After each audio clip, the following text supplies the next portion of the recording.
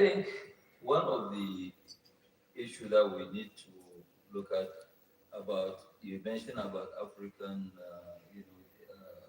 economic champions.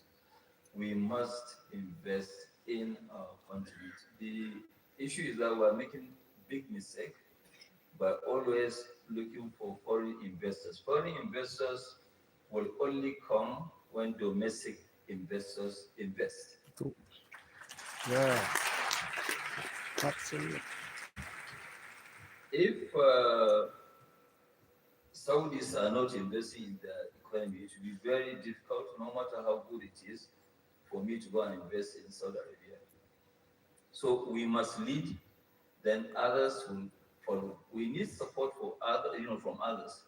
We alone cannot be, we won't be enough to make Africa great, but we need partners who will partner with us. But for them to come, we must show the way that look, we believe in our continent, and it is good, it is open for business. Because you see, most of this risk or perceived even risk, I can see, we know our ways around. That's why we're all over the place, to try and invest. I mean, just 4, 5 days ago, we launched our first urea plant of about $2.5 billion, with the gas pipeline of 118 kilometers. Almost 3 projects totaling about $3 billion in Ethiopia, in Gode.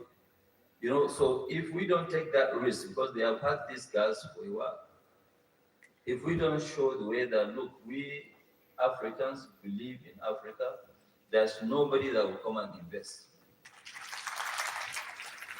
But another issue that we need to look at is that we need to learn from other countries. Well, now we have difficulty of visas, and I think we need to knock out all these visas so that we can now have other investors that will come in freely to invest, co-invest with us. I mean, you look at it before with respect to, His Excellency Dr. Fadel, Minister of Investment of Saudi Arabia, who is here with us. Your Excellency, thank you very much for the support. If you support Senegal, is supporting Africa. So thank you very much for your big support. But before the hardest visa to get was Saudi visa. To get a visa in Saudi was very difficult. But today, Who the this buffer is the visa? easiest visa to get in the world. I, because of all this traveling in, Africa for the first time, I said, if I let me take another, passport. So I went to Saudi, and I thought I had a valid visa. But when I got in there, I realized that my visa had already expired.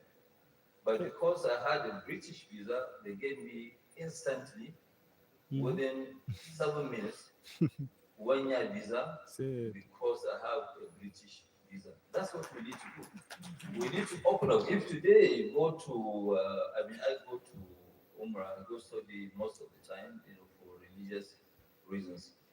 But if you go to Mecca or Medina, it's 100% full.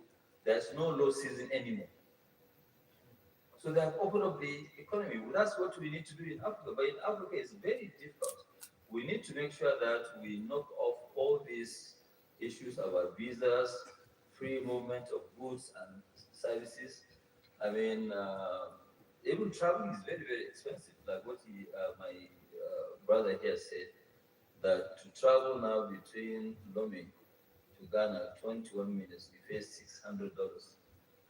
Then how do you move? How do you transact?